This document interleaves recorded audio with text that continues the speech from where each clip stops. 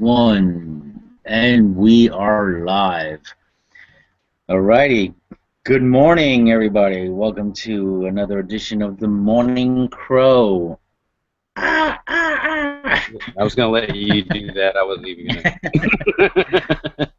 I'm not by my patio today, so we might not get any crow sounds. I don't know. So, because my wife's out in the yard, I want to give her privacy. So, but I hope everybody had a great 4th of July. I know I did. And I want to welcome Ermine and William. Thank you. And hey guys. So, big news today. Greece. They have voted. What's Sorry. that? What's so funny? Go ahead. I'm sorry. It's just the only time Greece is in the news is when they're losing, when they're failing, which is every time. Sorry. I know they got 20% unemployment. Opa. Yeah. What's Opa? I don't know. That's some shit Greek people say. I don't know. Okay. I know Wepa. Okay, where was I? All right, here we are. The story. Read a little bit of this story, and then I don't know, you guys want to comment? Because they did vote no. I think the vote was 60%. They, set the vote to the country, and they voted no to austerity measures. So, yeah, here, Greece and its membership in Europe's joint currency faced an uncertain future Monday, with the country under pressure to reach a bailout deal with creditors as soon as possible. At the Greeks resoundingly rejected the notion of more austerity in exchange for aid. With Greek banks running out of cash and facing the danger of collapse within days without new aid, the government in Athens is racing against the clock. In an effort to facilitate negotiations on a new aid program, Finance Minister Yanis Varoufakis, who had clashed with European officials in the bailout talks, announced his resignation Monday. Wow, this is the first time I'm reading that. But Greece and its creditors, who will meet again Tuesday to discuss how to keep the country in the euro, remain far apart on key issues, particularly the notion of debt relief. And I'm not going to read the whole article, obviously. I don't bore you to tears. But yeah, I mean, I think this is big news. They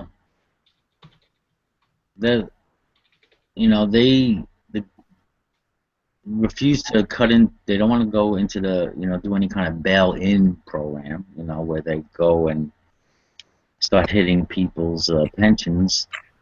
But look, Prime Minister, which I think right in doing that. Look at what they got to work with, though. I mean, they don't do anything except for tourism.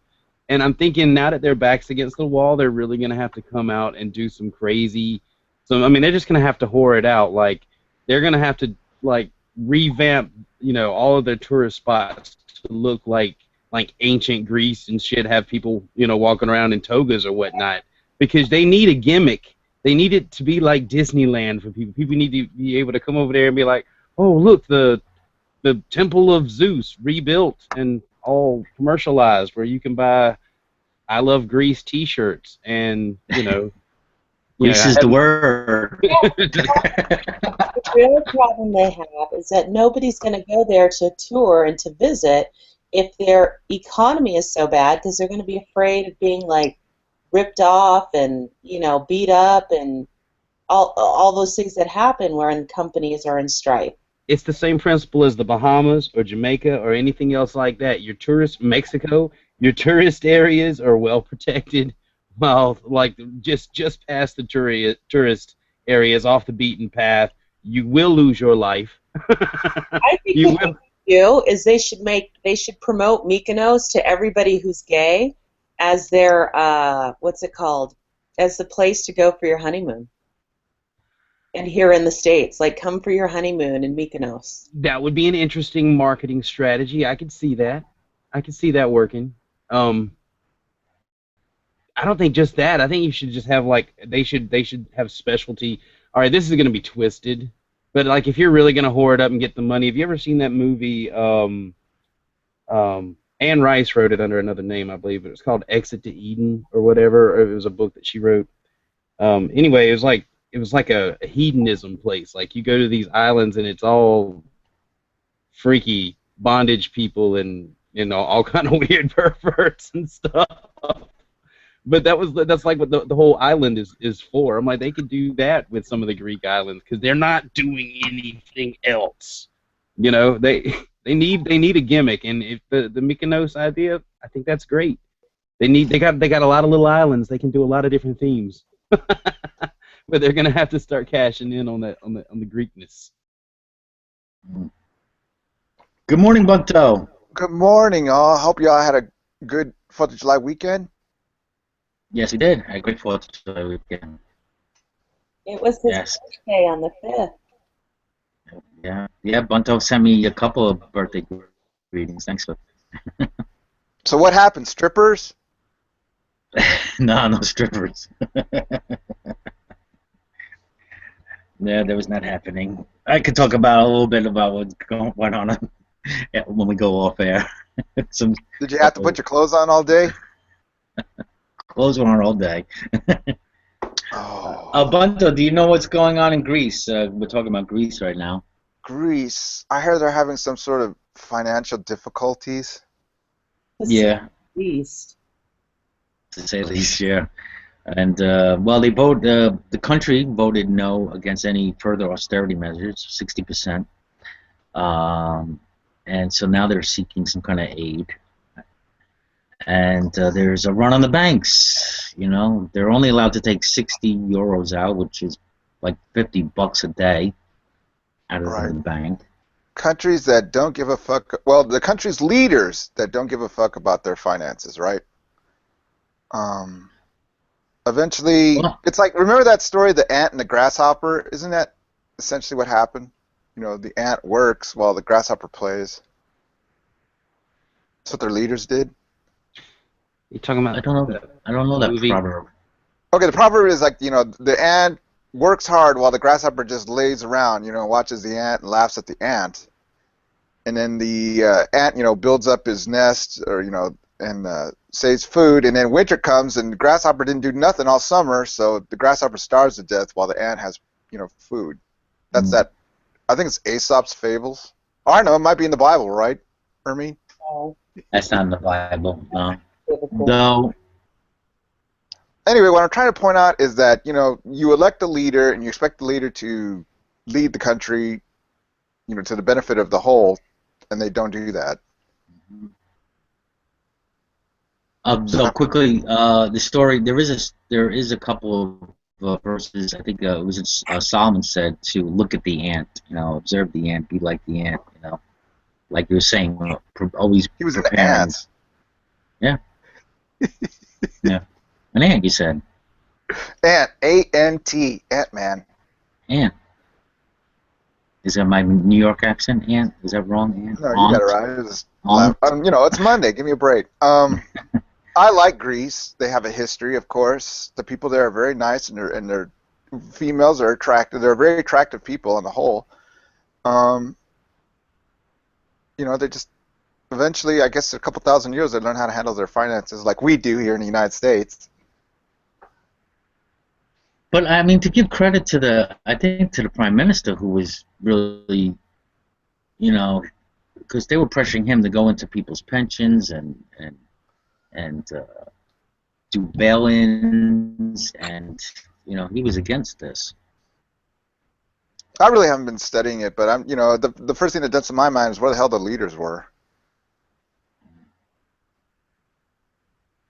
My other concern is now, other countries follow now, because you have other countries right behind Greece who are doing poorly. Spain, Portugal, France, and I think meanwhile on the other side, Germany's, they're the only one really producing anything in Europe. They're like the locomotive. There are European countries sitting on more than enough credit to extend to any of these countries. Norway, all the Scandinavian countries, they got credit up the ass.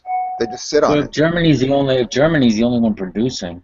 Who wants to these give any money to Greece, though? Seriously, I mean, it's just a big money hole. It's a money pit. You just whatever you give them, they're gonna squander. They're not gonna make a profit ever. They're just not. There's always a Cornelius Vanderbilt. So what? They'll just look at something. What could they do? What's the answer then? I mean, how many people in Greece? I mean, there's not an easy answer to that, man. Either they come up with some alliance, and they're going to have to give, and they're going to have to work, and they may have to endure some humiliation. But like I was telling you about the tourist thing, whatever they have to do, if it means whoring themselves out commercially like that, then I guess that's what they have to do. You know, because they're already the laughing stock of the planet at the moment. Not that America should laugh. We're trillions in debt and just lost as shit. But at least we're not making that kind of news right now. Okay, well, another thing in the story, not to usurp your story, but yeah, Greece is very international and very notable. But man, we had some more shootings here in Austin. You know what I mean? Like, I mean, not like, you know, poor area shootings, like somebody walked into a hotel and shot this guy just for no reason. You know what I mean? Oh. Like, guns are getting outrageous here, and you know, cops blew him away before he could kill anybody else. But and then Wait, also, are you saying that the guy with the gun had to be taken down by guys with guns? Right. Well, what I'm trying to say is those guys with guns are trained, Wim. Anyway, also that happened, taking right? us to gun control now, right? Right. That's where he wants to go. He wants to go to gun control. In my little suburb here, Leander, somebody fucking took a shot at a DPS cop. You know, and it's like just gun city here in Texas. Oh, speaking of Texas, that leads me to my next story. Nice. Since we have no answer for Greece. Let me pull up the link here. Tom, hi Saint. Hey Saint Tommy, how you doing, man? Hello, everybody. Good morning, Tommy. Good morning.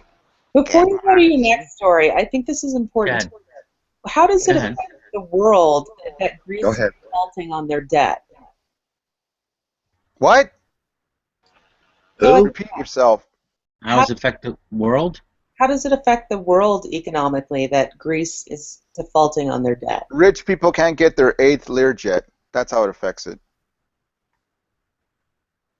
Me and you, we're still fucked. But the rich people, they can't get their freaking platinum Rolls Royce, their 8th one. Eat the rich. Why not? Anyway, what was the next story?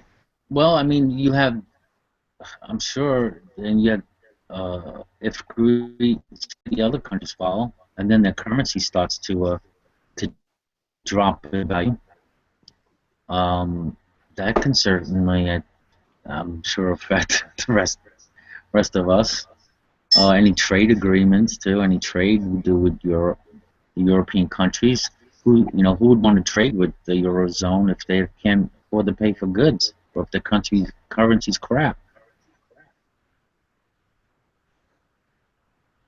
Frank. That's a good point. Have you guys seen Frank? I haven't seen him in a while. He's been posting stuff, but no, he hasn't been in Hangouts. But let me pull up the. Unless we're done with Greece for now, I guess. I mean, unless anyone else has anything to say. I think everyone's done with Greece. Everyone's done with Greece. Poor Greece. Poor Greece. People cook with Greece. Let me. They sure gonna have to be exporting a lot of olive oil. They are not our problem, and that's the most important thing. We're staying out of unions, and we ought to stay out of unions with a lot of people. We need to worry about our own asses. I like unions. Gay unions. They got good-looking chicks. Yeah, because that's exactly what we were talking about. But that's fine, sure. I guess, and this is like anti. Okay, Texas wants its gold back. Oh God. Texas wants its gold back. Speaking of unions, are they looking to get out of the union? I know, really. Texas is so. Well, I support that. But here, on Associated Press, Texas wants its gold back inside the state's borders. Forget Fort Knox or the Federal Reserve. Texas has decided to start keeping its gold holdings within its own borders. But what makes sense politically in such a sovereignty-loving place is creating a logistical conundrum. Texas is the only state that owns an actual stockpile of gold, according to public sector and financial industry experts. Not for long. Not just gold futures or investment positions, but approximately 5,600 gold bars worth around $650 million.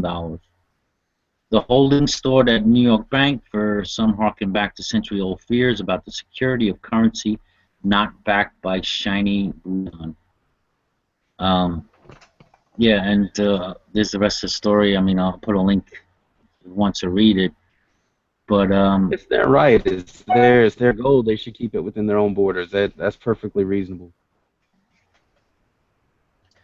Yeah, and I guess with some of the talk that was going on about, you know, them seceding, this might just be, you know, their way of, you know, preparing for that. You know. Maybe. I think they should. I think as soon as they're able, they should, and hopefully it'll cause other people to do the same thing. We can start over with this government.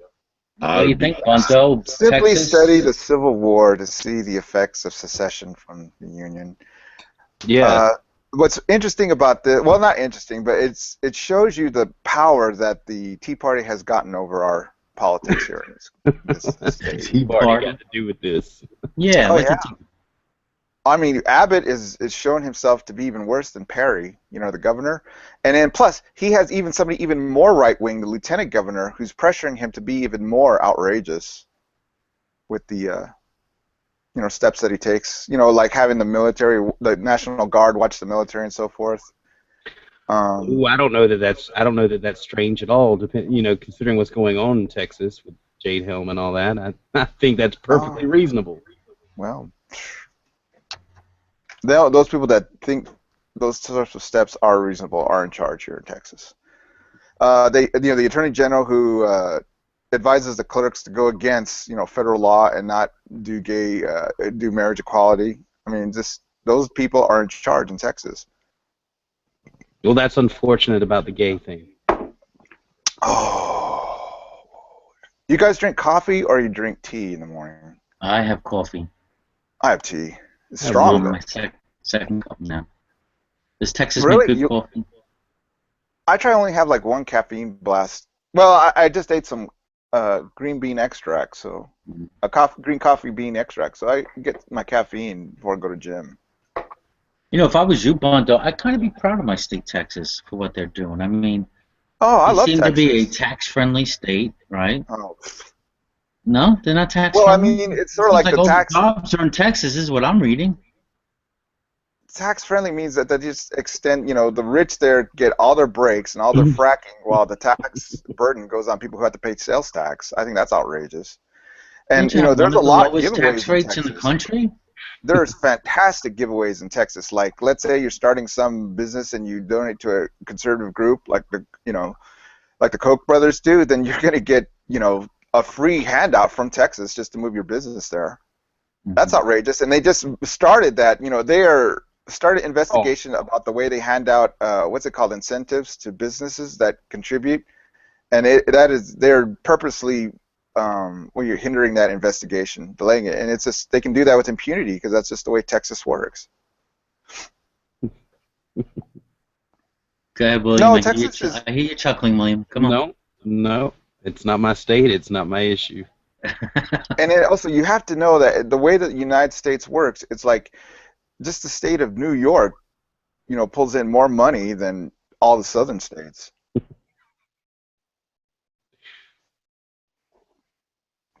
They support, you know. When is New York going to call in for its gold? They have all the gold. They have all the gold. That is money. They're holding Germany's gold, right? They're holding Germany's gold hostage for 7 years. Germany wants their gold back because they see their shit hitting the fan soon. So, you know, all these southern states and their secessionist dreams, it's like, you know, it's just like, it's a mirrors to the actual Civil War. I mean, these guys seceded, you know, the fire eaters forced all those legislators to secede, and they discovered, hey, we don't got nothing left. You know, we were relying on northern industry. Yeah, that's what was going on. Oh man. They had no financial base. What the southern states didn't have a financial base. They had cotton, right? And then what happened? They didn't have the means to get the cotton off the ports to the. They also had most of the food. The global, the North did not starve during the Civil War. In fact, they improved their economy. Okay, because food's. You're right. That's not currency at all. The North did not suffer. You know, I think their industry increased during the Civil War, if I remember correctly. War is a racket. Well, it depends also on the way that who's the leaders of your faction and how they handle the country.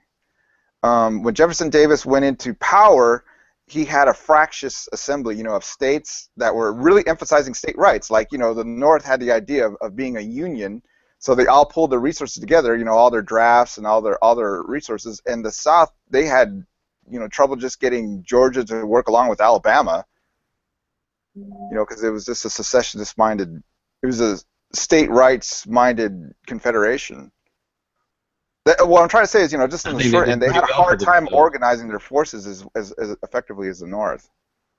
I think they did pretty well for themselves for what they had to work with. They did well until we got, meaningful generals. And then, it's not like Robert E. Lee was a genius in all his battles. He had some terrible battles, like at the end, that he lost. Gettysburg, for one. That's what Abraham Lincoln's plea was, that he was just looking for a good general. He thought he had one with Meade, at Gettysburg, but then he cried the night because Meade didn't pursue he didn't go and destroy the army after Gettysburg. And then finally, from the west comes Grant, right? And also Tecumseh Sherman. Remember, people forget Tecumseh Sherman in the Civil War. He was merciless general. We don't forget Sherman at all in the South. Well, I mean, comparatively to Grant.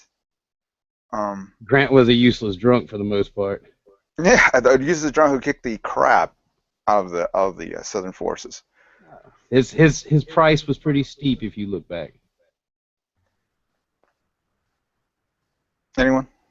It was a war of attrition. No, man, I have no. I'm really poor on my history. Well, not only you, Brojo, a lot of people are soft on American history. Just something I've noticed. Like G-Man, he thinks Canada's part of the U.S. I mean, that's pretty soft. Oh, not that soft. I'm not. That's more of a geography thing. Yeah, same. On the same vein, you're correct, William. But anyway, yeah, Texas is doing all these sort of stunts, all at their, expense of people that put money into Texas. But you don't think it's a bad thing they want their gold back, right? I don't see what the point is. They just want to be voluntarist, I guess. They want it to be voluntary, whatever their participation in the federal union is. At least that's what it appears to be. If they have some leverage or at least some independence or the ability to be somewhat independent if they need to be, that's not a bad preparation to make for anybody. Now, according to the story, also, I mean, they don't even have a depository for this bank for this gold. So that has to even be built or use some kind of structure they have already. And the gold would only equate to 2.5% of the 25 billion that has any holdings. But if they did have their gold back, if they were planning, preparing for the worst, they would have, when they want to, say they did want to secede, just if they did, they have to have their own currency, or even are the states allowed to have their own currency now? Well, technically, the they're not allowed to make their own currency because that's sort of forbidden. But then again, the Constitution also prohibits there being any kind of currency that's not gold or silver, so our fiat currency is also in violation of the Constitution. So I say fucking go for it if they want to. Apparently, the Constitution doesn't matter to the federal government. It shouldn't, and that's who it's precisely written to put limitations on. So if they're not going to observe it, I don't think that the individual state should have to pay much mind to it either. Then, right? If that's just the way it's going to be, if they need to come up with some sort of gold-backed currency, and they decided to do that, that's closer to the Constitution than anything that's going on federally. I read an excellent book about the Civil War. You know, the pre-antebellum was the fire eaters, you know, agitators in the South. Who was it? The big one in the North was this guy named Van Landingham. Did you ever hear about him, William? No. He's a copperhead. I know what the term means. Yeah. Anyway, you know, the philosophy that these people had prior to the Civil War. You can see it in, you know, our society today in some people. Rabble rousers. Right. I love rabble rousers. But as soon as the war started, everybody just ignored them because they had no use for the fire eaters at that point. The war had started. Fair enough. They served their purpose. I think. Go ahead. No, I was just gonna say. I think if things start to progress over there in Texas, maybe you'll see you might be prepared for a big migration to Texas. I guess if they do the handouts like they've been doing, sure, you're going to have other people. I don't think there's like people. I mean, it's sort of like anywhere in the union. I mean, you want to go to places where there's economy going. The economy here is perking back up, but I don't think it was because of any of our policies on the national scale, on the whole, on the general. But as far as like an influx of people coming in, they've always said that, like, you know, so and so from another state coming into Texas. But they always used to say it's from California, you know, because we always extend. You know, California is much more pricier than Texas. It's cheaper to get stuff over here, and we give these people all sorts of breaks. Like, it's funny right here in Austin right now, the mayor Adler, he wanted to extend the tax break to all the property owners. You know, not the residentials, right? And the commercial people just threw a flying fit, man, because, you know, they want it all.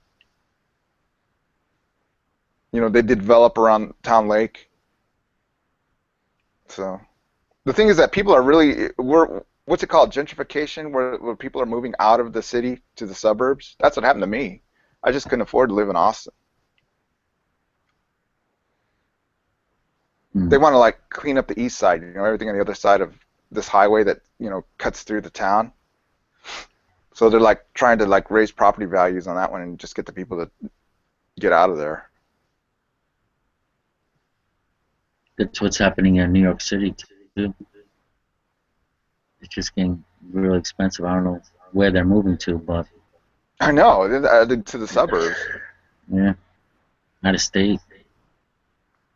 The thing is, and like, in my you know, state, I wish they would take more advantage. I mean, they could take advantage of that. We're in a fight here about property taxes right now. I'm trying to eliminate property taxes. You have this situation where, like, you have a county. Like, Austin is sort of split by counties, like two big counties, right? One is very liberal, Travis. And then where I live, Williamson County, and it is right-wing harsh. You know what I mean, as far as their law and order and their ideas? You live in that situation? It's kind of a mix here, I think. Republican, liberals. So anyway, these poor people that are moving from Travis to Williamson, I mean, it's like, you know, you think of you know, any sort of crime. I mean, they're really harsh on crime here. So anything out of line. You know, it's like this. You know what happened in that town where they killed the guy, Michael Brown? What was it? what was the name of that town where they killed the black kid and they had the riots there? Ferguson? Yeah, Ferguson. I mean, you should see Williamson County. That's like, I just cannot imagine that ever happening in Williamson County. I mean, it's just too orderly. Too orderly. It is. They wouldn't withstand any sort of You got a lot of uprising. people in prison in Texas? Oh yeah, plenty of people in prison. We take prisoners from other states here in Texas. But I mean that they crack down, you know what I mean? Like the shooting that they had in Leander, we're just a little suburb, and they probably had like 50 DPS out there looking for the dude. And then, okay, so you know what I think, Bro Joe? They had that shooting, right, where the guy shot at the DPS guy and ran off. And then we had that shooting in town at the hotel. I'm thinking maybe it's the same guy, right? They haven't said anything yet. Guy just went off the rails there. And then all the guests in the hotels were like, well, I guess they're still shooting off fireworks. They said, well, I think those shots came from inside the hotel, right? Oh, God. Those firecrackers came from inside. Did you do it, Bunto? You did it, didn't you, Bunto? No, I was freaking. Welcome I back, was too Santa. lazy to leave the house on July 4th. Did you go out for July 4th? Nah, I missed it. Yeah, they were. Morrison, there was a whole big buzz. They were worried about terrorist attacks July 4th and everything. Remember? Right. And the cops came on because we have those, like, what do you call it, police debriefings on television after anything happens here. And they were all like, well, our main concern was a lone gunman coming in and, causing trouble. So, yeah, they were all terrorist conscious. It happened at the Omni Hotel, a big hotel downtown. It's a 3-star, isn't it? 3-star hotel? Shit. Fucking, I'd take a 3-star hotel any day of the week. That lucky. Hell It's a nice hotel. You stay at 5-star hotels? Nah, never have. I know, really. Too tight. I stay at the freaking Hotel 6, man. Right next to the porno movies. They're making a porno movie next door, honey. Hey, I need to make some quick bucks.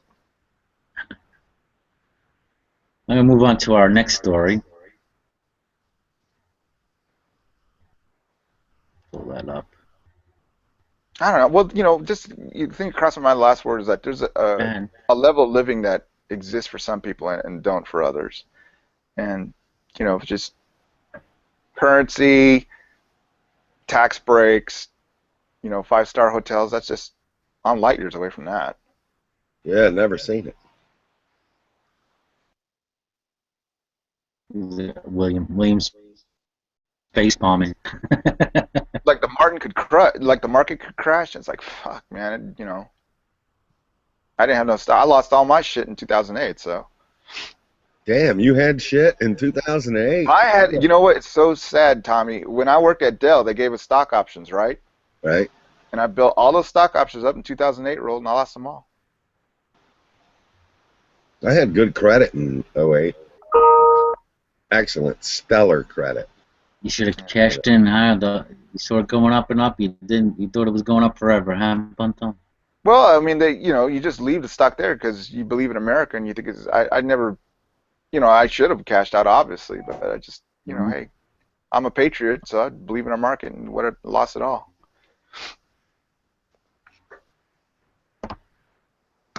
Yeah, wow. You guys can have. That's our Saudi Arabia ally, right? You can have them fuckers. Motherfuckers. Yeah, this is the next story out of the Christian Science Monitor. Goodbye, Washington. Hello, Moscow. Saudi Arabia finds. They deserve each other, man. Fuck. Look at that Putin. They deserve each other. Let me just read a little bit of this. The two oil-producing giants seem to have made a breakthrough last month in their often adversarial relationship, signing several cooperation pacts. But incompatible foreign policies may yet cool the new warmth. They both hate gays. As two of the world's biggest oil producers, Russia and Saudi Arabia, working together, have the potential to dominate the globe's petroleum markets. So far, that hasn't happened, as seemingly irreconcilable differences, in particular U.S.-Saudi relations, have kept them apart. But all the smiles and deal-making last month between Putin and Mohammed bin Salman, youthful and ambitious Saudi deputy crown prince and defense minister, has some claiming that the two energy giants, driven together by geopolitical crisis, may be set for a much closer relationship. What do you think? These two guys get it together. I mean, what do you think? What do you say?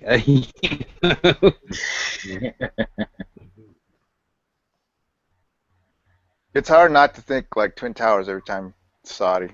It's just as scary as if one of these people were like if America was allying with Russia right now or something like that. That's just as weird, but totally understandable. I mean, it's all right. It's all right. We're sitting on a sea of natural gas. It makes Saudi Arabia look like a rink-a-dink. Hell yeah. Our cars will be natural gas for long. Hell yeah. Fuck them. I hope you're right, man. And Muslims, they're some of the butt-fuckingest bunts that ever came down the pike, man. That's all they do is damn screw each other and castrate their women. I mean, circumcise their women. Hell yeah. Those damn circumcising of the ladies. How in-fucking-sane. That is bad religion. Bad religion. Wow. That was a lot of stuff. Yeah. I don't know. It's hard to stand up for the Saudis. I can see power consolidation being a necessary thing moving towards the future. Putin needs to have a stroke. That's what he needs. He needs to have a stroke, man. Where's the NSA when you need shit? They're busy listening to us right now. Well, these guys are going to do what's in their best interest, and it's certainly it'd be good for them if, they get some kind of deal going. I mean, it looks like the countries more and more just getting fed up with the U.S. The U.S. needs to recognize this as a challenge to its imperialism and start pulling itself back to its own shores, and start and maybe start straightening out the internal corruption that's going on in our country, because we can't do anything until that's straightened out. I'm suggesting lots and lots of trials for treason. Let's get a new president. What do you say? No. I love it. Change, but no. Not that change. Not that change. Not the same old change, huh? Not the we need to drop. Change. Yeah, through democracy. We need to drop back to pure volunteer society. That's it. Why? Because force is. I mean, everything about government is force. There's nothing about the government that does not. The pure volunteer society, right? Pure volunteer society? Yes. Where is that today? Doesn't exist yet. Right. Okay. Just like the Democratic Republic. No, it does exist. The United Kingdom of Greenbrier accepts volunteers. Come on down, each of you. Volunteer here. Yes. Government, that's just organized crime, really, because they're using force to steal from some to give to others. Government is crime. Yes, absolutely. It's the huge crime syndicate that extorts from its people. Oh shit, Bunto's in a programmable mood. I can tell. Programmable? Yes. Oh well, I guess the red label T does that. Very introspective this morning, Bunto. It'll be okay, man. Everything's on time. It's all good. Truly. Woke up fantasizing about being gay porn star. I listened to the hangout I did yesterday. Oh, man. That's boring. You've done that already. Come on, New Horizons. Listen to the hangout, see if my thinking followed my health hangout. Yeah, I don't know. I mean, I've heard this before. That's How the hell? I had the Jeff Keller experience, so. I had I no haven't idea. seen Jeff in a while. Have you guys seen Jeff? A few days ago, I think I was listening to him and Naughty's hang out for a little bit. I wish him a happy 4th. I mean, Yeah. he's a big time libertarian. I have libertarian tendencies. Have you come out? As a libertarian, no, I'm still an anarchist, hard anarchist. Well, so William, you've met Jeff Keller, right? Hell yeah, argued with him the first hangout I ever had at Nadia's. No, I met William. Oh. Yeah, we've met. Yeah, so what do you think? He's a nice guy. I don't want to date him or anything, but we get along just fine. Oh, you haven't bromance there? Nah, not so much with him. Why not? I mean, he's very... Like right now, what do you say, libertarian? It's not that. You said bromance. And the closest thing I have to a bromance besides Bro Joe is thorium from like the YouTube videos. That dude's brilliant. Lucifer's kind of sweet. I haven't seen Lucifer in a while. Well, I heard that, I talked to Lucy this weekend, and he told me that he's in South America around the Easter Islands, for what it's worth. Drip. They got those giant bowling pins. I mean... Yeah. Okay, so you guys are not so much concerned about this whole Saudi Arabia Putin deal and scared shit. Nothing we should really worry about. I know it's nothing we could do, but Yeah. I can't sleep at night. We could be scared all day long, but we can't affect a damn thing concerning these other countries. Shit, we can barely do anything about our own country. Fucking Putin is Hitler, man. But he doesn't have syphilis, Or the little tiny mustache. Hey, you think Putin's Hitler, the next Hitler?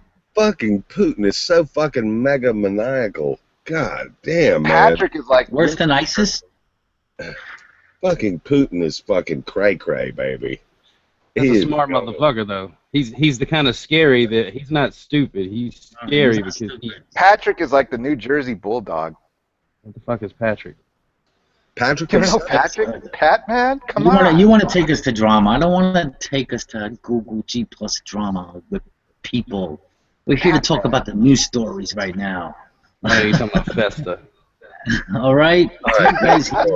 Next story. Here we go. Yeah, we could talk about that off air, all right? Oh, poor Patrick. Agreed. Yes. I like Patrick. I mean, I could go to any G plus hangout if I want drama. Love Patrick. Like Patrick. Do it after the broadcast. Yeah. I mean, we're here to inform others about what the hell's going on in the world. Oh, God. Is that the mission of the Morning Crow? We were to make fun of things going on in the world, really. That's more to the Okay, this is purpose. real news. Okay, can I give you some real news? Now, here you go. This is Nadia news alert. Nadia's in the ICU. your You alley. guys know that? Tell us more.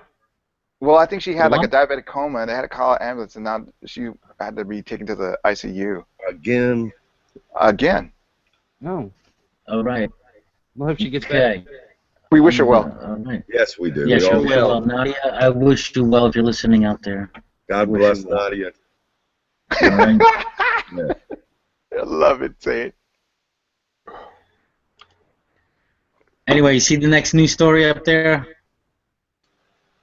How much was the women? Oh, God. Women come so cheap, don't they? That makes perfect sense. I support this dude. Hell yeah. Montana man inspired by same-sex marriage ruling requests right to wed 2 wives. Except for he's asking permission, which he shouldn't do. But I guess that's the big thing, is trying to get the state recognized. I love that shirt he has on, camo T-shirt. Yeah, it's pretty hot. Manly man. Looks like looks like a redneck man. What possible argument? Can't get enough with one woman, huh? What possible argument could anyone have against this at this point? I know. I figured Insanity. this was going to be the next thing. Yeah, I know. Insanity. Why would that be insane? Yeah, who wants 2 women? Oh my God. Yes, but think about just the finances of the household, man.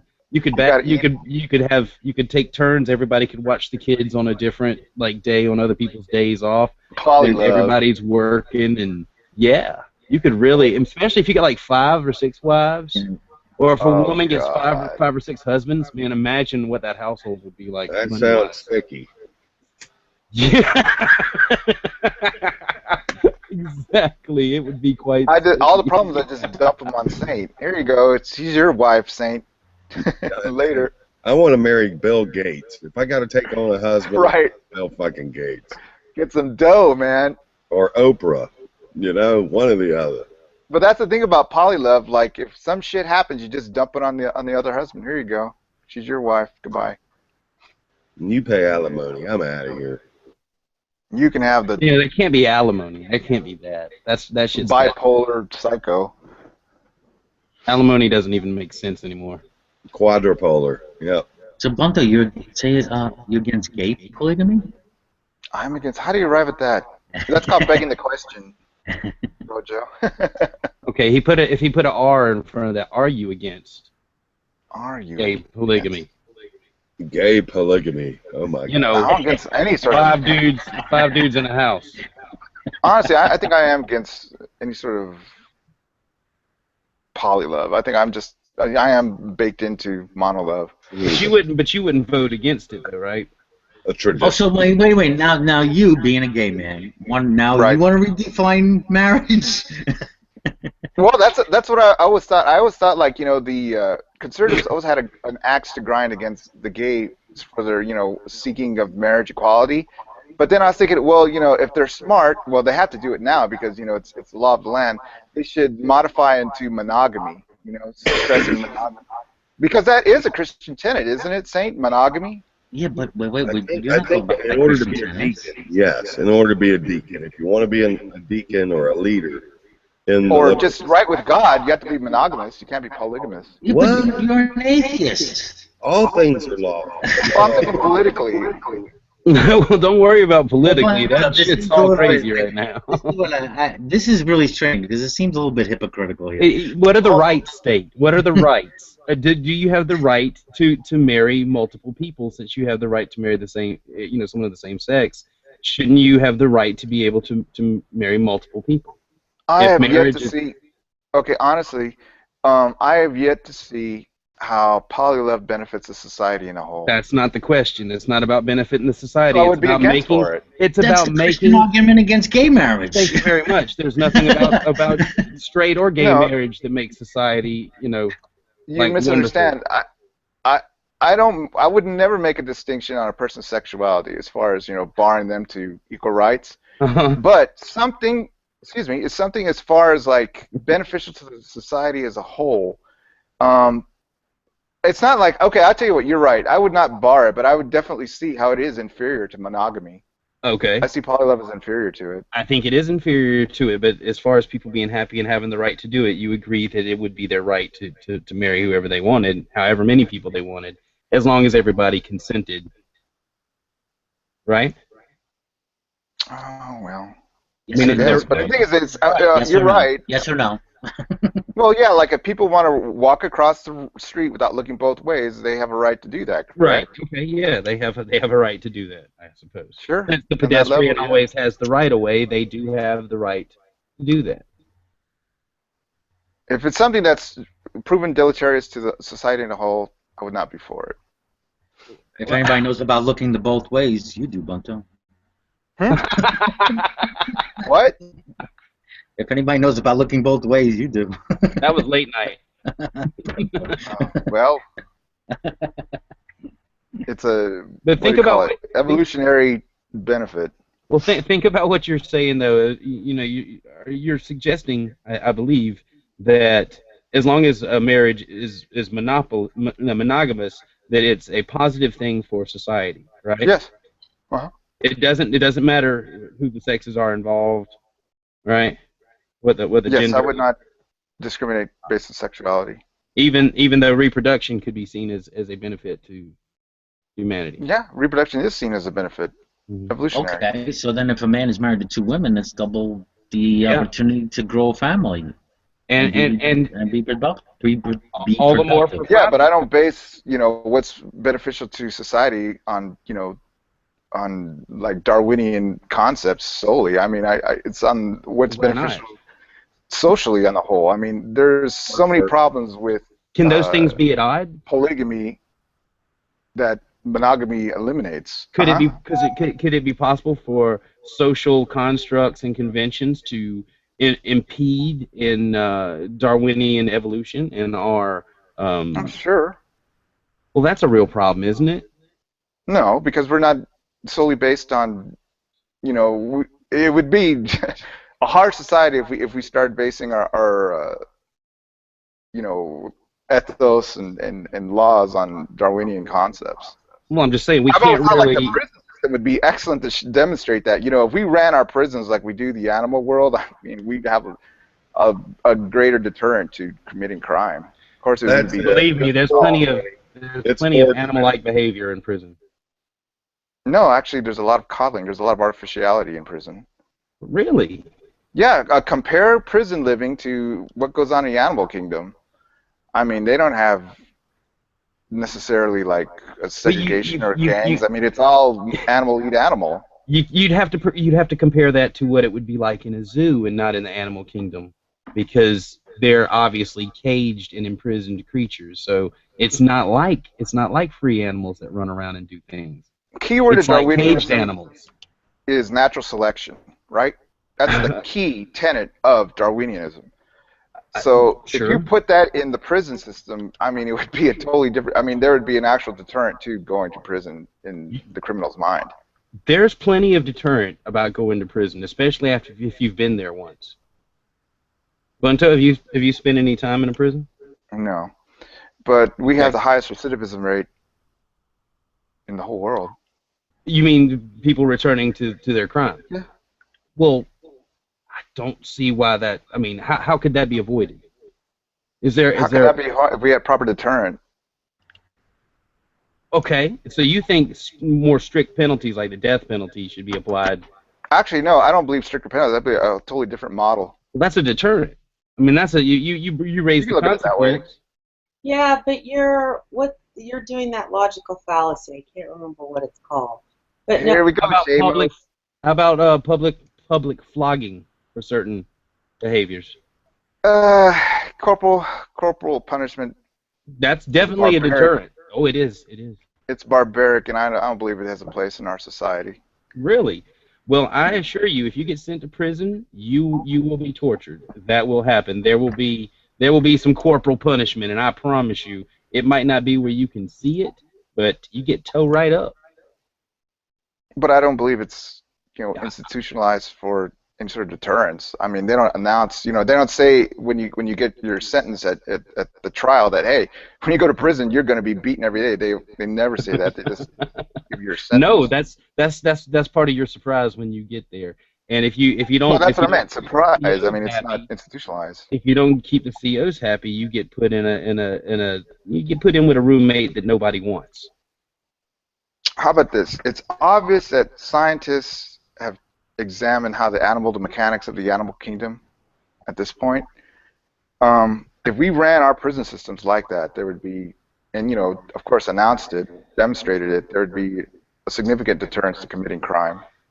Yeah, well, I think if they were more responsible for their own well-beings, like if they were forced to grow their own food and things like that, you would have far less recidivism because they would have a skill and know how to survive when you turn them loose again, so they wouldn't have to return to their crimes. Yeah. But see, they have agricultural programs. They're just not being used to feed. Legalize everything, and there would be no crimes. That's another point. That's another point. Like God did. Why have people in jail for marijuana possession? Okay, think about that. Think about the people who are in jail for polygamy. Okay, wait, Tommy, you realize God did not legalize everything. Yes, he did too. No, he did not. All things are lawful, but not all things are good for the building up of the law. All things are lawful. That's the way it is. That's the way it is. I argue with Hillbilly Preacher regularly about it. So God cares more about lawfulness or goodness? Lawfulness. All things are lawful. Yeah, we're going way off the tangent here. So, is such a thing as lawfully denying God? Yes. My apologies to my viewers, my one viewer. I didn't know that. All things are lawful, but not all things are good. All requirements have been met. There is no requirement that can be violated. That's it, man. Grace. It rocks. I can do whatever it is that I do and not get condemned, man. That's relieving because I do a lot of shit. Anyone? Okay. I mean? So should polygamists go to jail? Not in heaven.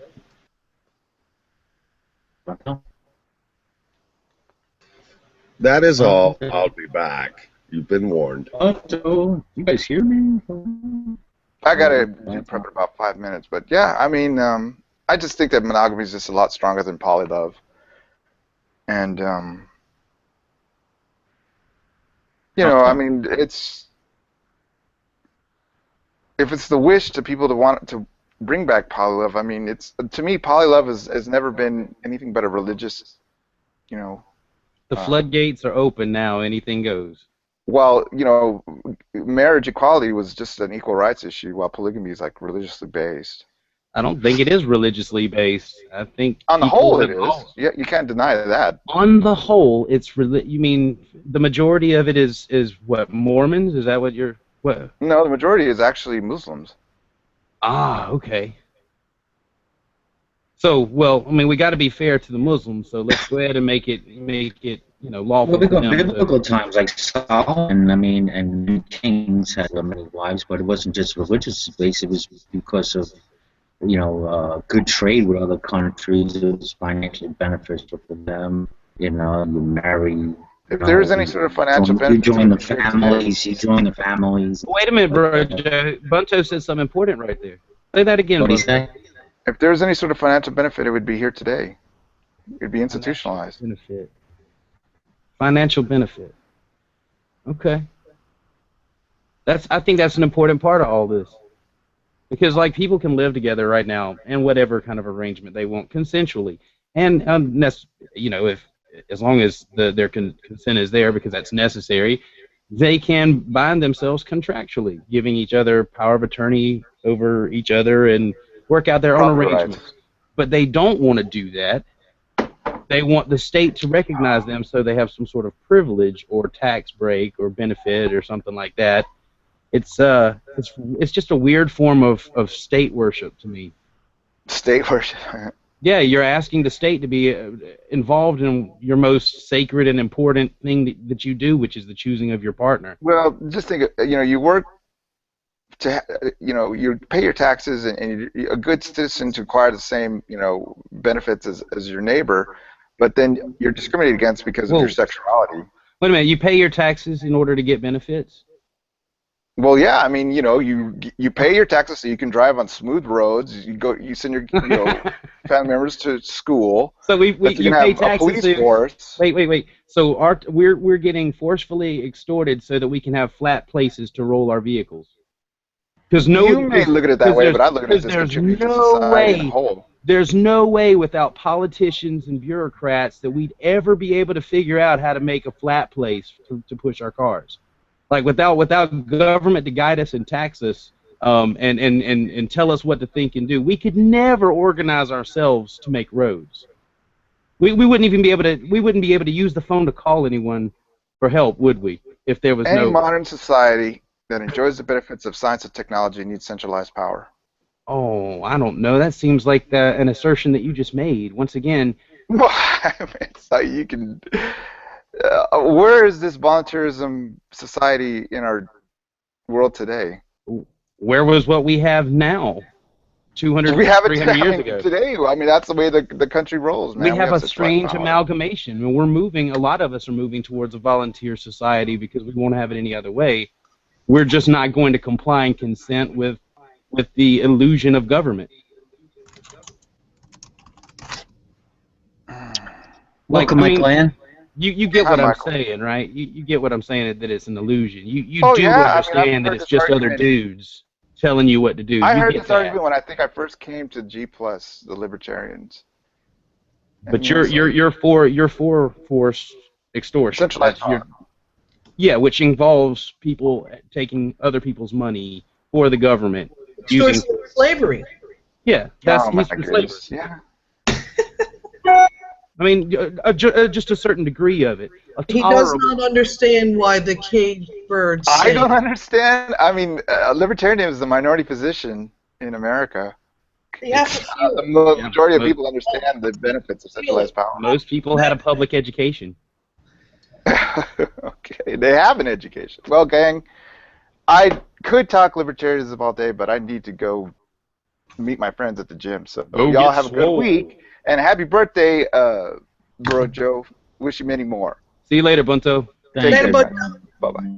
Take care, Bunto. Oh, they just can't. They just can't handle it. You can't handle the truth. You can't handle the truth. Michael Ann, how was your 4th of July? It's excellent. I'm still doing it. I'm sitting in a casino, up about $2,000, and I'm trying to figure out how to get out of here without spending it. You just get up and go. Just get up and go while you got it before you screw up, woman. Get up and go. I'm looking for the parking lot after breakfast. Oh, only a smart person can do that. Well, what do you play? Anything that will pay a return. Okay, don't maybe have a specific game that you play or something. No, I do. I'm a poker player, so I'll either put myself in a tournament. I do play some table games, which is like a limited poker hand, 3-card poker bonus type thing, or I'll play the slot machines because they give you, slot dollars. Okay. So I won $1,000 at the tables, and I won $1,000 at the machines. Nice. Yes. Yeah. While you're ahead. Made my day off pay off. Nice. So you're at the casino now still then, right? Yeah. I just ordered room service, your coffee. I can't just be quiet about it. I gotta bring it back up about the polygamy thing. Go ahead. All right. Yes, okay, let's ask Michael Ann. Yes, let's ask Michael Ann. Michael Ann, what do you think about people's right to marry more than one person now that marriage has kind of been openly defined as whatever? What's interesting because if you look up the word wife, it's very clear. This is a woman married to a man. But here's the deal. First of all, if you want to marry 11 people, knock yourself out. Do you think you're going to get 10 women? I don't know. People are crazy. They're just crazy. They need to leave well enough alone. The problem is that they won't. But just talk about rights now. What about rights? We're not arguing that it's crazy. You should have the right. If that's what you want to do, no one should stop you from anything. But you can't keep calling everything marriage. Can we just nail down the definition and leave it alone? Well, it starts with consensual. Let's make sure that that's there, because you could have a whole bunch of women underground like those weird guys did, where they're trying to breed their own tribe or whatever the hell that was. That's not a marriage. I don't know what it is people think, what secret blanket this marriage thing is. You know what I mean? You're still dealing with human beings. You got people that are married that shouldn't be married, people that can't get married that should be married. I mean, it's ridiculous, and it's all about laws, and laws are about commerce. You have to separate out the secular from the religious. If you're not interested in God, who cares whether you're married or not? But the concept was, a man and a woman meets, we put children on the planet, we call ourselves a family, and we move forward as a group. And there are entitlements to that. But this is a planet. If you want to marry 5 men, knock yourself off. I don't see anywhere on the planet where a woman's got 5 husbands. The fuck is that? That would be really difficult. Of course not, because men wouldn't stand for it. It's just women that are stupid. No, I know. If you watch, and I know this is just mindless, stupid distraction entertainment, but if you watch something like Rock of Love, a woman without a man is like a fish without a bicycle. Okay, What? A fish without a bicycle. Meaning it's not necessary. Oh. It's not necessary. Marriage is a special gift you get to have should you run into somebody you want to attach your ass to for a lifetime. Right. I was just saying a second ago that if you watch those mindless shows like I Love New York or Rock of Love. Yep, you find me one woman that's got 5 men. Right. The point is that they're always in competition for the attention of the person on the show or whatever, and it often turns to violence. Well, you'd have to be an idiot if you want to be number 2 or number 3 or number 4 or number 5. But even in monogamous relationships relationships that start out or seem to be monogamous, there's still people screwing it up. My mother used to say that marriage is a lesson in mutual toleration. Yeah. And the minute that you share a checkbook and a bathroom, you got problems. Oh, yeah. Yep. Yeah, true. So I can't imagine. Multiply that. I can't imagine some guy, going out on a date and say, "Oh, by the way, I got 4 wives at home." Okay, so I'm thinking we finish the drink and we're out the door. Yeah. No, you got some women standing around. Oh, I'll take 1/5. I mean, look at the story that Brojo's got up right now. Look at the picture. That guy, he's got 2 women. Those are 2 women that are willing to marry that one guy. Okay, well, look at them. They're in the middle of nowhere. Uh-huh. A Montana guy. Yeah. Okay, there you go. And you got 2 stupid ding-dongs want to marry a guy with, a gun. Knock yourself out. Yeah, I mean, you know what? Sometimes I don't see a gun in the picture. No, that's not the gun she was talking about. But So, but like, maybe they are stupid. Maybe they are simple, and they can get along, and they need someone to take care of their dumb behinds.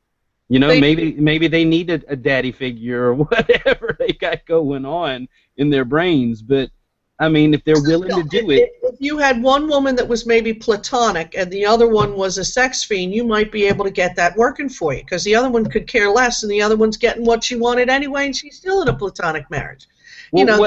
But if everybody's thinking, I got Tuesday, you got Thursday, I'll be back Friday, don't talk about Saturday, and you get Sunday, you're out of your mind. Now, this could easily be just a push to make a point or a story just to stir up some shit. And even so, it's a valid point, because if people want to do this, they have the right to do it. But Now we're going with animals. You can have sex with a female animal. I mean, seriously, it's ridiculous. No, you can't discriminate against what beast you rape.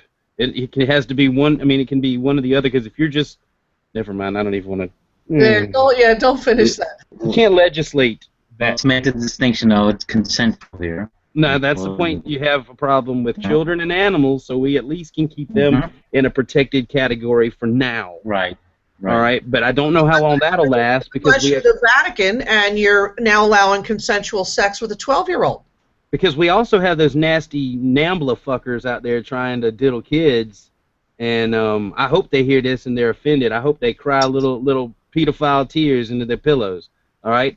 But nasty. If you're already publicly organizing groups of pedophiles pushing for man-boy love, what? Well, they need to be on an island by themselves. I mean, yeah, but you can't. They have the right to speak it. Well, they can speak it all they want. Eyes on these motherfuckers. Can we be watching these guys when they meet up? Don't we have the right to kind of watch weird dudes that publicly come out and say, "I'd like to diddle your kid"? Can we? But see, in the old days, your village would have a way to take care of someone like that. Yeah, yeah. We don't do that anymore. That lynch mobs are not much. Yeah. Well, there probably still are lynch mobs, but they don't make the news. Maybe, I don't know. I don't know if those guys disappeared. That's what you have brothers and uncles for, especially in those backwoods. Shit gets taken care of. I have this thing about pedophiles, man. If they disappear, I'm okay with it. I don't care. I know that seems heartless, and I don't care. I think kid diddling is like the worst. Yeah, it's like the worst thing you can do to fuck somebody's entire world up. I mean, I have a video, I posted it, and I'll repost it too on my Google page, which shows a lot of admissions, and you know, granted, these admissions were taken. This guy kind of went undercover in a little gay bar, and he was asking guys questions on camera, and a lot of them admitted that they were not born like this. They were molested, and you know, when they were young. So I was like, oh my God, you know. So at least some of them are admitting that, hey, you know what, this happened to me. Somebody abused me, but they're not mad at the person that abused them. Not really. I thought you weren't going to tell anybody about that, William. I'm sorry, Tommy. I'll let you finish your story. Ooh. Forgive me. Forgive me. Go ahead. It's okay. Careful, boys. He knows I'm teasing. But so but anyway, you know, it's bad that they have a group organized out there and they're pushing to be recognized as anything, because like it seems like if that was your interest, you want to stay hidden. You wouldn't be asking people to publicly accept you. Yeah, you're like, yeah. Because what are the odds that'll ever happen? Well, where does the word aberrant come in anymore? I mean, where's the line? Because they've moved that line. For aberrant behavior? Aberrant behavior. You know, there is really none. As long as there's no injured party, it's really hard to pin anybody down on that, you know? Once you get to an injured party, then you have something to work with. But like, I mean, I swear, it's like, you know, it's starting to feel like there are no parents in the house anymore. You know what I mean? There are no parents anymore. There are no rules, and it's freaking craziness and mayhem. And people are worried about anarchy. What do they think they're looking at now? Would they know chaos if it fell on them? You know, that documentary by Aaron Russo, Freedom to Fascism, talks about why the women's rights movement got that was started by Rockefeller and got like women to take the workforce into the workforce so they could be taxed, and it put children in public schooling where the state is now raising them to think whatever they're told and to react like little slaves. And that's pretty much what has happened to everyone out there who's just lost and confused and doesn't know, you know, what their rights are and what's wrong or right. I mean, they really feel like it's, as long as everybody in my area is okay with it, it's fine. Well, see, this to me is, you know, in the old days, people say, well, you know, in Victorian era and before, you know, things were very stringent and draconian and all of that. But the more freedom that we allow people, the more craziness and mayhem they get into. But you can't take their freedom away from them unless it hurts someone else or infringes on someone else's rights. Right, but we can't keep giving, you know, everybody the right to do whatever it is they wake up and decide to do one day.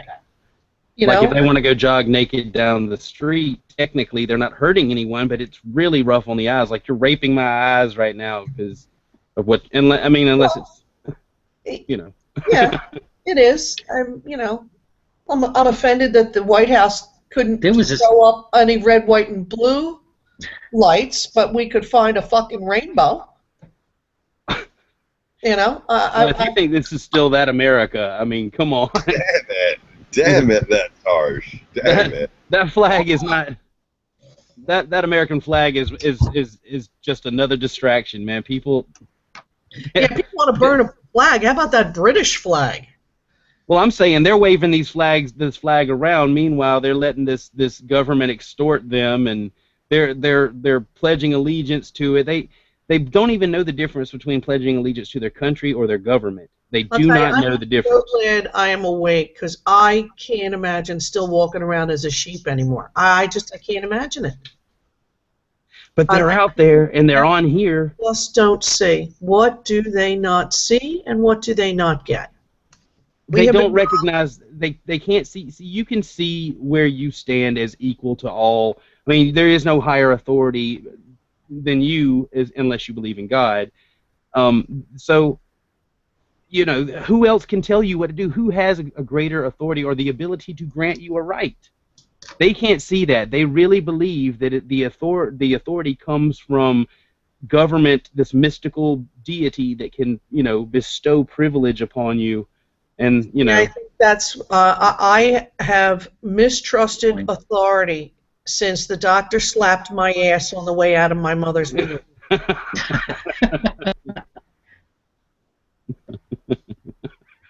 But wasn't that for your own good? Make sure you're breathing. Damn right.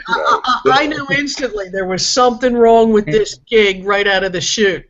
I just got here. You guys are already striking me. I know it, man. Seriously, what the hell? Oh, yes. So, you know, I guess that was an attack on statism. Especially people in costume. When I think of all the costumes, you know, between nuns and priests, and, you know, you're like, these people, I mean, what the hell was I thinking? You know, there's some weird rituals in this religion of statism. You know, the voting ritual, where everybody, you know, they fly their colors, and they cheer, and they lift some men above other men and women, and, you know, they stand behind them, and then they all try to tell the biggest whoppers they can tell and make the most crazy promises. Astronomical.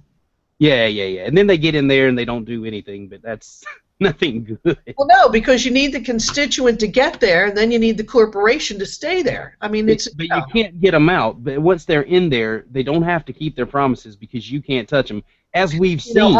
I would like to know, I swear, I don't believe that Harry Reid took a spill, just like I don't believe Hillary took a spill. You know, you couldn't get Harry Reid out of fucking Nevada until you kill him. The man's been there for 47 years and probably owns every inch of it, including every judge, every cop, everything.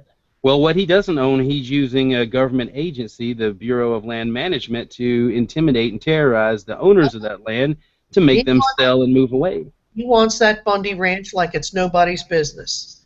And this is a shout out to all the Oath Keepers that are still out there protecting those people and are still responding to every call. And all of you are out there keeping your word, honoring your oaths, and I salute you. That's all I wanted to say about that. Me too. Me three. You know what? I'm gonna fly their flag for a few minutes. There you go. There it is. I'll even broadcast it for a second. Yeah, people need to get out of the me phase and get back into the we phase. You know, I mean, seriously. Everything's me, I, mine. It's craziness and mayhem. Well, that's the only real hope for mankind, is that they wake up and realize that other people are using them and just treating them like shit, and they don't even know. They really believe that these other people have this divine right to rule them. It's never crossed their mind. Even atheists are out there believing that there's a divine right to rule. I elected them, but I didn't hand my control over. You know, why would you? Seriously, who hands control? Like, these are public servants, and people don't want to say this because they think it's offensive, but it's not offensive. It's the truth. These are public servants that you pay to do a job. So when they pull you over, you know, because they saw you without your seatbelt, and then they demand the right to search you and your property. Oh, hell no. And they only use simple tricks of speech, like saying, well, if you don't have anything to hide, then why would you not consent to a search? Okay, that's the perfect attitude they want a sleeping individual to take. Right. So you know, the point is, you're paying them to do this. They're public servants. You should not be mistreated by your servants that way. They should respect your rights. And yeah, it's a dangerous job. They don't have to do it. They volunteer to do this job. That's no one's forcing them. They're there for a reason, and if they got the job, they took the job, and they took the oath, they need to keep the oath. And if their job's a little harder and a little more dangerous, well, at least there's the line behind you to take your place is not that long. Other people have a shot to get in pretty quick. Yeah. I was having this conversation with Rebecca, and she asked me about nursing. And I said, well, a nurse is truly a handmaiden to the patient, not to the doctor. And that's what cops are. They're to be a handmaiden to the public. And they need to be reminded of that. The problem is they've been militarized. They've been told that we are a threat to them. And it's the only threat that America faces is in the minds of our government. If all cops do is pull people over and give them warnings for speeding, it will still slow them down. It will still be something you don't want done. But at the same time, I mean, if they're being reckless and endangering someone, there should be a category for that too. But what I'm saying is they shouldn't be spending all their time out there camped out behind bushes waiting to pop somebody going a little too fast so they can make a dollar and fuck up your day, your work day. It costs you money because you miss work to go to court. And where you're treated like a dog by another man who believes himself to be of a higher authority than you. How about them now wanting to think they can tax you now for every freaking mile you drive? Well, because nobody, that's what they're dumbed down. They are deliberately stupefied. They will consent to whatever you call a law and not question it. They will not question it. They think once it's written down on a piece of paper and someone holds it up and says this is law, that they have to do it, and anyone that doesn't in their statist religion is a sinner. You're not paying taxes. You're a sinner. Okay? That's a religious, like, dogmatic attitude that statists have. And that's why these people will obey whatever you put on a piece of paper. They're like Ron Burgundy on Anchorman. They'll read anything that's on the teleprompter. Okay? And it doesn't matter what you put on that piece of paper. These people will read it and believe it and then shout it out to the rooftops. Yep. I mean, seriously, when you look at the media, you have to consider them as stenographers. Yeah, pretty much. They're just repeaters. They show up on the White House lawn at 4 o'clock in the morning waiting on the first story to come out. Just tell us what to tell everyone else. Hey, I would love to run into somebody like a Brian Williams or an Anderson Cooper. A Lion Brian. Oh, my God. I would have a field day. They don't care about our opinions. We're the common folk. They're a celebrity. That's just one way to escape at least the obvious slave class that we are. When you become a celebrity, when you become a politician, whenever you make your little deal with the devil, whatever it is, and you get involved in this cabal, even on the lower levels, you separate yourself from the slave class. Let me ask you a question. There's been a lot of scuttlebutt going around about September, whether it's who knows what the hell you got. The Pope's coming into freaking town. So at least I think the East Coast is coming in September, October. Yeah. Well, exactly. I was listening to a rabbi talk about a Shemitah, and this is a Jubilee Shemitah. And a Shemitah. 7-year cycles. Right. He was talking about that. And this is like 7 times 7. Was this on Sid Roth? I don't know who Sid Roth is, but in any event, sorry, go ahead. This is a rabbi. I can't think of his name at the moment, but he talks about this. It's the 4th blood moon. It's on Yom Kippur, which is the Day of Atonement. I mean, talk about the stars falling into alignment for a virtual cluster. It's just, and the debt ceiling hasn't moved in months, and that, you can't freeze the debt ceiling. It's like freezing the debt. So, something's got to go because they're not moving numbers anymore. So you wonder, at what point in time do these sheep wake up, because you're going to need them in the battlefield. Because when shit goes down, this is why I think they're putting all this Jade Helm shit ready. Well, people have fallen back asleep. I mean, they're not standing up looking at this going, oh my God. They're going, oh, no, it's fine. If what's going on in Greece didn't get them to at least roll over on the pillow, those will be the first one gone. You'll just cull the herd. Right. But you know what I mean? Yeah. You don't have to think of a vast conspiracy to understand what's going on in the world financially, what your own bank account looks like, and where we're all headed, regardless of what your bank account looks like. What if you find out that it's your team that's doing it? Do you stick with your team and be a good little party follower, or do you go, wait a minute, this is all bullshit? Most people don't see it as your team doing it. They think, oh, it's happening over there in the other part of the world. We don't have to worry about it. Well, it's that age-old question: who's worse, the person that gives the order or the person that takes the order? I can't imagine anywhere at any time in my lifetime that someone would say to me, Mike Land, put this outfit on, and we got to head you over to Afghanistan, and you may be killing some people. I don't know how anyone agrees to go into the military. First of all, they're inoculated with like 20 vaccines day one. all of these guys are sick. I can't tell you how many of these guys I see when they get home. And then they know when they get home, they're not loved and enjoyed by those that sent them there, let alone be cared for. You know, it's one thing we talk about someone like Nadia who has nothing and no one to help and assist her. You know, if I went in and I had to spray napalm on several villages in Vietnam and then come home sick myself to have no one take care of me, I'd be pretty fucking pissed off.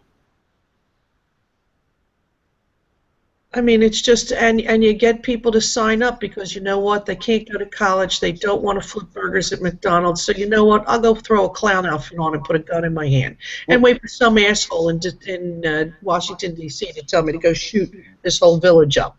You remember what happened in Ferguson. You remember things got out of control. What you didn't see was the people en masse shooting back at the cops. So we are a very controlled people. We're a very... even when we're protesting, we are, by nature, we seem to be nonviolent. Now, there were idiots out there rioting and looting, but those were just greedy motherfuckers that were taking advantage of a situation. Yes. When you see the number of guns that are out there, the number of these types of shootings are really, in proportion, minuscule. Or we'd all be doing it. We're not all doing it. And when you burn down to it, you find an actor, you find drugs, you find the lone wolf. The government puts these antagonists together. These kids are groomed.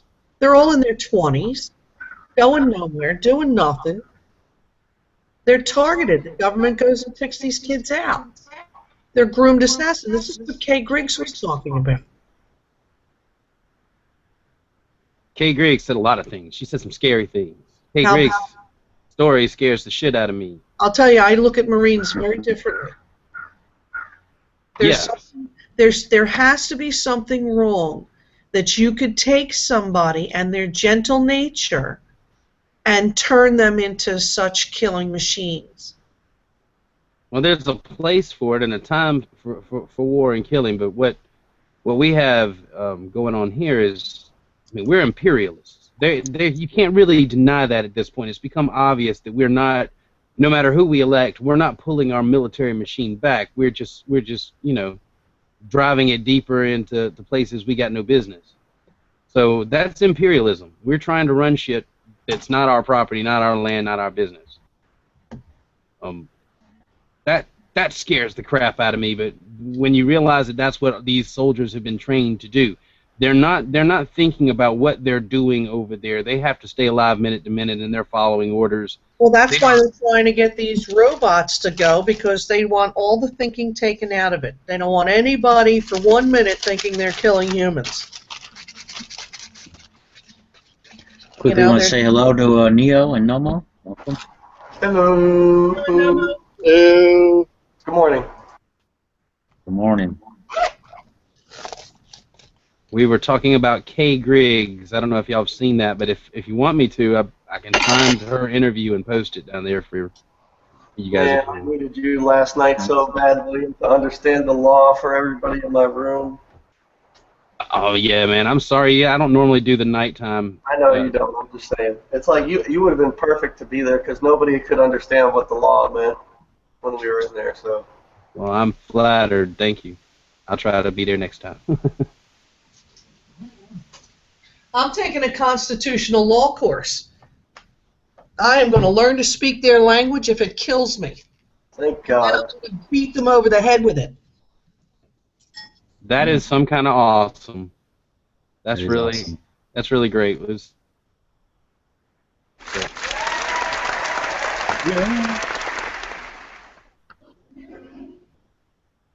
So what are you going to do with that education once you get it? Are you going to share that education with your friends?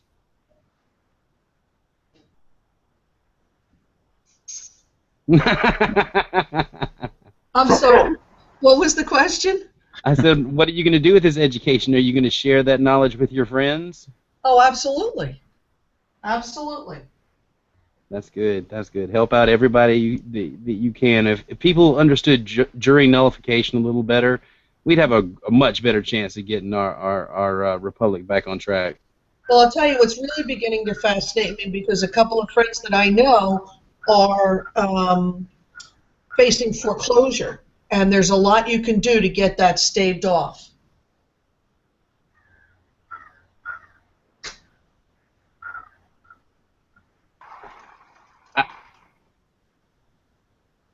I suppose I'm just waiting on you to start telling me what. I mean, what can you do to stave off foreclosure? I mean, I've got some ideas on affidavits and motions, but I'd like to hear what you guys are working on. Well, believe it or not, there are lawyers who do speak civilly and do the work necessary, because when they, in that 2008 bubble, not all these transactions went down the way they should have. And so once you start to delve a little deeply into how these transactions went, you can get the stay of execution, get yourself more time, minimally, and especially if you have an insurance or a mortgage company that sold your mortgage to a debt collector. They bundled some of these good mortgage payers and bad mortgage payers off to these Chinese collection dudes. And so therefore you get to be able to pinpoint exactly where once you go into collection, you have no fiduciary responsibility to deal with a collection agency. And the Fair Debt Practice Act, while you may lose your house, if these people are calling you 5 times a day, each phone call is worth $500. You could potentially make 6 figures just on tagging them on fair debt practices. They're not allowed to do that. So if you take them into federal court, you have a very good chance of getting to at least keep your house minimally, and get back onto the federal court for the fair debt practice. And I know that works with credit cards and some medical debt, but when you start talking about your home or a car, a secured loan, I don't know if a contract is a contract. No, I mean I understand what you're saying, but I know with this issue that was going on with the mortgages, yeah, they sold mortgages. I think they're called mortgages gave mortgage to people who could not really afford it, and now they bundled these mortgage securities, sold them off. Mortgage companies were selling your mortgage to another company. Right, yeah. And that was all the robo signing. Right. Yeah. And the robo signing. And I hear. Mm-hmm. And the robo signing. Yeah, I hear about all this. I'm sorry, Michael. Yeah, but I am hearing about all this, but I'm not hearing any successful cases where people have been able to keep their home or the process. I've seen many people suggest different processes and ask for the note and all that. But yeah, but you've got people that have been in foreclosure for 5, 10 years. Yes. People are staying in their homes. They're not being forced out. They're not getting harassed. You don't hear about these cases because they don't want you to know that you can fight these things. There is a guy on YouTube, if you're interested. He's doing a lot of this stuff in Florida. His name is Michael Whedon. But I haven't seen anything successful yet. But you want to check that out. Well, speaking of successful, Nomo and Nemo are here.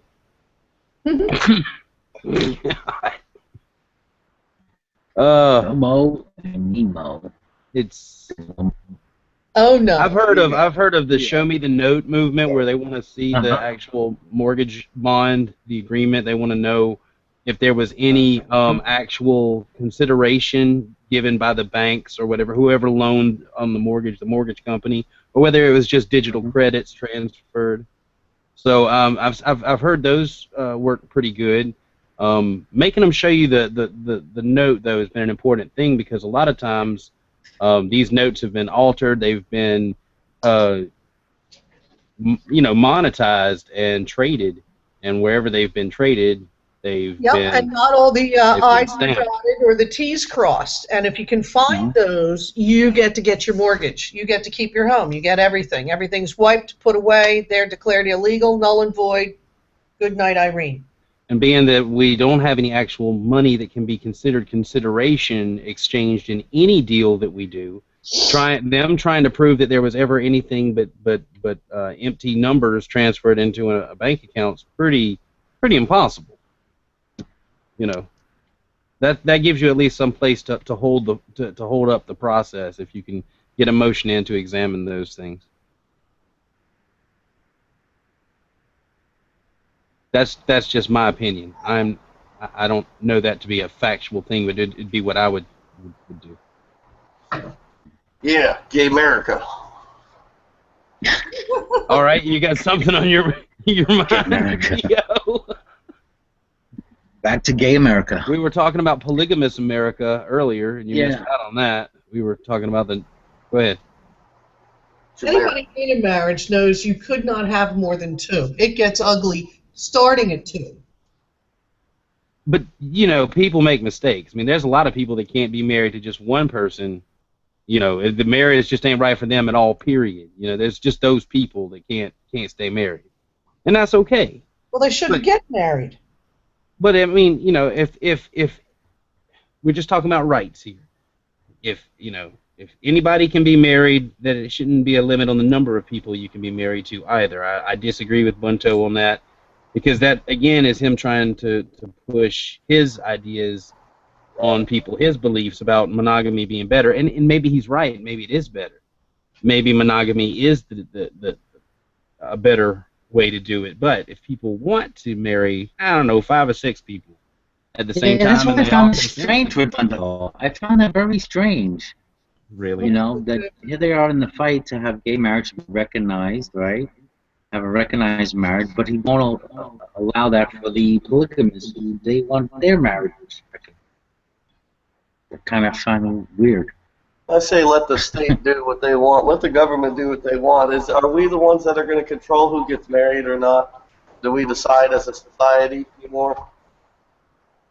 I mean, no more than we always have. I mean, people have always had the right to keep it quiet. You know, there's always been people in homosexual relationships, you know, and they keep it quiet. They kept it to themselves. They did what they needed to do, and then they want it recognized by the state. Okay, all right. Well, if that's recognized by the state, and you're going to make those changes, then you have to accept that other considerations, not just the homosexual ideal, has to be looked at as well. I mean, it opens that door up. Once you start redefining, you have to consider everybody else's idea of what it is too, don't you? Can you by any... Agreed. Is there a way to not be hypocritical and say, all right, well, 2 dudes can get married, 2 women can get married, a man and a woman can get married, but as soon as you add another dude or woman to any of those, you have totally, this is not marriage. I mean, hey, it's open. Let's add in anything consensual. Yeah. Well, it got crazy last night, man, but I didn't stay too long in my own room. I was like, see you guys. You need somebody that can interpret law, because nobody understands it. Well, what was the big issue? What was the... I was asking a very simple question that nobody wanted to answer. I just kept saying, when do religious rights and sexual preference meet when it comes to law? Let's say you're working for a baking company and you're a Christian, and all of a sudden this baking company starts to make homosexual cakes. Can they fire you because it's against your religious right not to make a homosexual cake? How is a cake homosexual? And let's say it has a homosexually suggested cake topper. Like there's a big old dick on there. Yeah, something like that, right? Don't get me wrong. You think it's funny. There's homosexuals out there who put that on top of their cakes. There's straight people that do that too, though. I mean, like... What's the... Yeah, that... Like Hello? women. Yeah, we hear you. Okay, just a second. Yeah, dude. I mean, I get what you're saying. But At the same time, you're volunteering to work for a company. If you beforehand knowingly know that they, bake cakes for homosexuals. Right. The way that works is the company can decide whether they're going to do that or not. But once they decide, they're employing you to do what to carry out their decisions. Now, if you don't want to do it, then they'll tell you that you need to find work somewhere else because they've decided they want to make homosexual cakes or whatever, you know. But like as the company owner, you would decide whether you wanted to do that or not. As with anything, you know. Maybe you just want to make, you know, video game cake. Why do we have to make such a big deal about sex? Like, seriously, like, what's the big freaking deal? It's not. Who cares what sex you are? Who cares what color you are? Who cares? Like, who cares? Where are you, Michael? Because I'm getting like, I'm about to get into an. I'm about to get into an elevator, so I'm going to go silent. She's going dark. She's going to the casino downstairs. It's kind of. It's the same idea in that Thorium video with the Mozilla guy, the CEO, donates money to Yes on Prop 8. He was anti-gay marriage. And right. He was let go from that company because they went, yeah, you're not the face we want. Entirely legal. Yep. Kind of sucks. His freedom of speech does not matter in that. Like, okay, if you're going to be the public face of a CEO of a company, you're a CEO. You're the guy. You're the one who's representing the investors, and the investors go, "Wait, what? Really? You're against gay marriage? That's a problem." Exercising your right to free speech does have consequences. That's a fact. Right. I mean, that's just. I mean, he didn't go to jail. He didn't do anything illegal.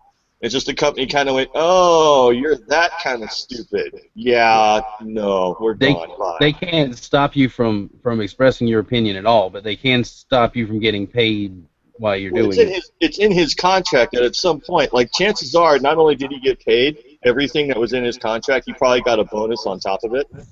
There was a clause in there. So. Not a bad clause to have, I suppose. And that's why those are in there. And I noticed I never got a response from Thorium on that one.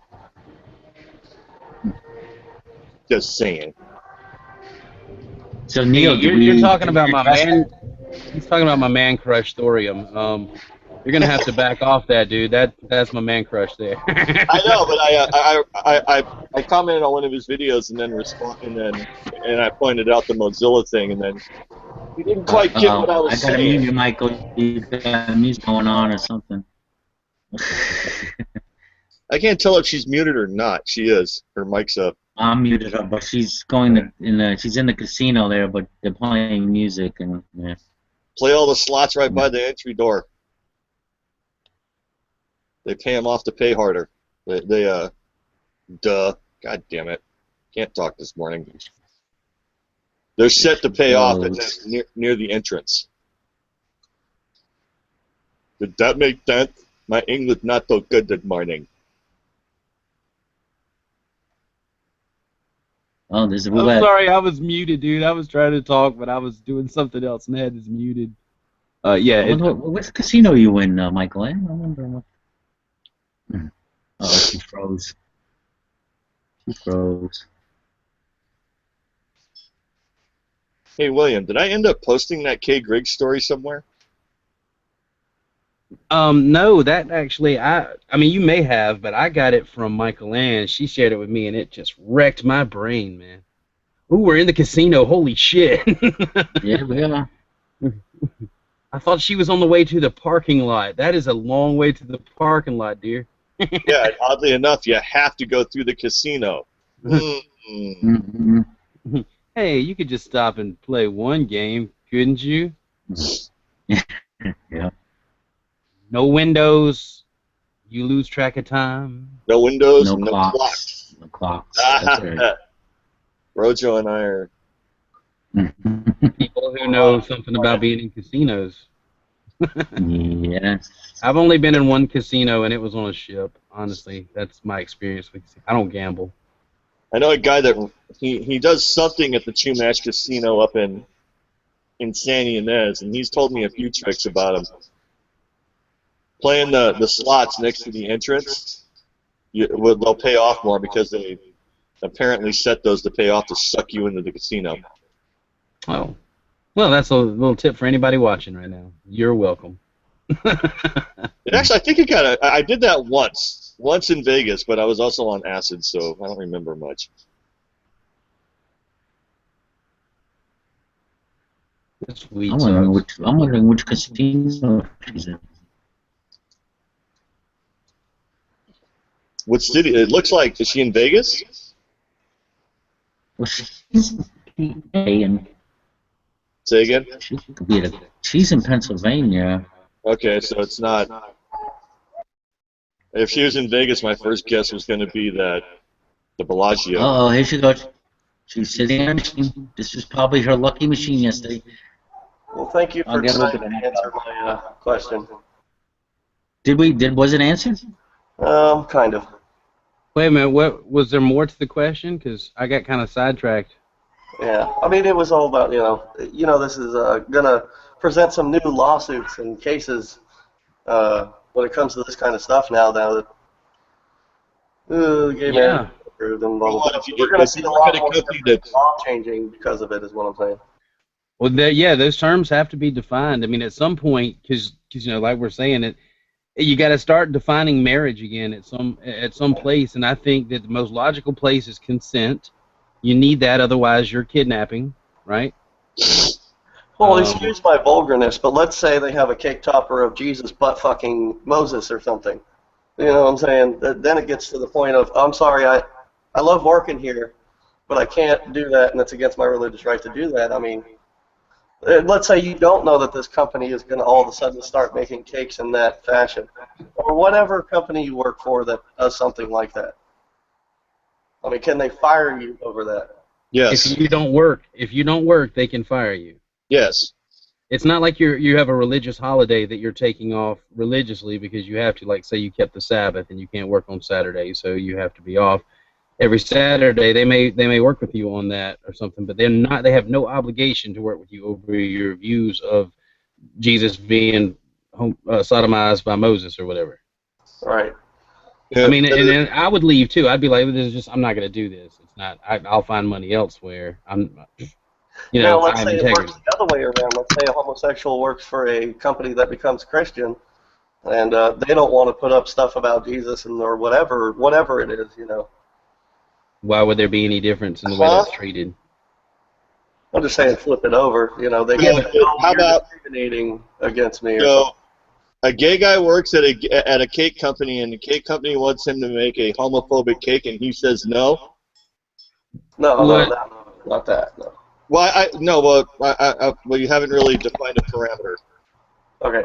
A homosexual is working for, or somebody that becomes homosexual, working for a company that wants them to, I don't know, make some kind of themed cake that they disagree with.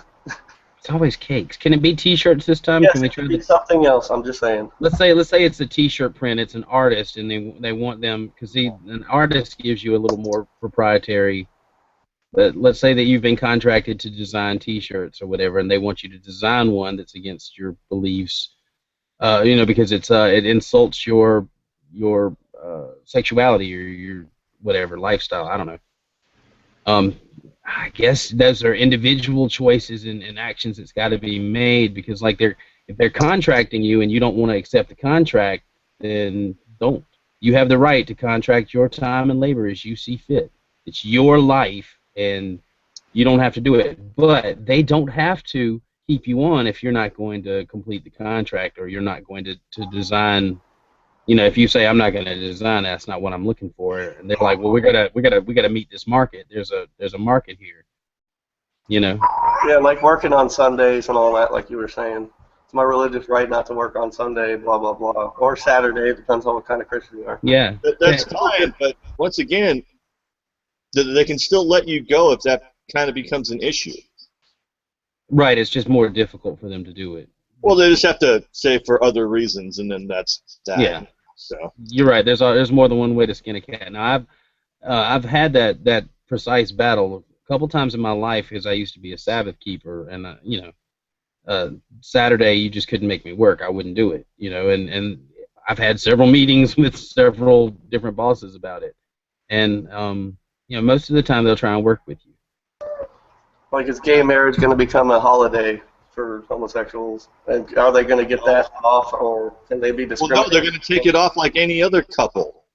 Yeah, they could just take it off like their anniversary or whatever it is they're wanting to celebrate. There's no reason to recognize it just for them. If you do, everybody's off. How romantic.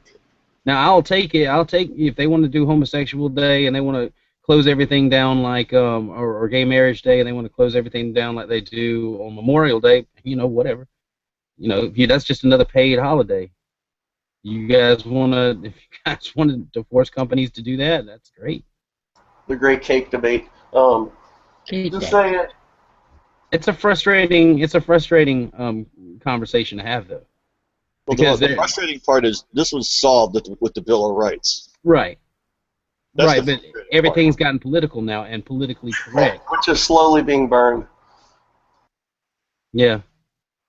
Yeah, you're right. The very idea that our rights are enumerated somewhere should interest everybody out there. But the fact that it's there and nobody's looking, nobody has a clue what their rights are, that's why America is turning to shit. I worry about the new implications of law when it comes to this kind of stuff. You know, it's like, what kind of new court cases are we going to see?